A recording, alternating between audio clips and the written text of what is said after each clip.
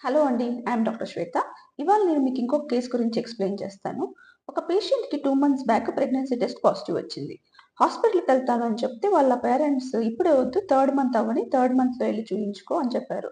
ఆ అమ్మాయి కూడా నెగ్లెక్ట్ చేసేసింది. కానీ తనకి 2 days back severe stomach pain వచ్చేసి కళ్ళు తిరిగి పడిపోయింది ఇంట్లో. వాళ్ళు తీసుకొనొచ్చారు.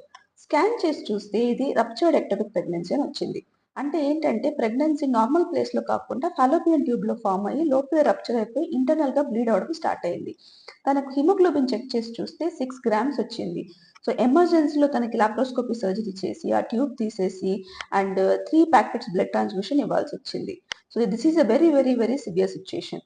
ఇలాంటి సిట్యుయేషన్స్‌కి ఎప్పుడు మనం వెళ్ళకూడదు. ప్రెగ్నెన్సీ టెస్ట్ పాజిటివ్ వచ్చిన వెంటనే ఎళ్లి కలవండి డాక్టర్‌ని. వాళ్ళు కాలిక్యులేట్ చేసి మీకు ఎప్పుడు స్కాన్ చేయాలని డేట్స్ ఇస్తారు.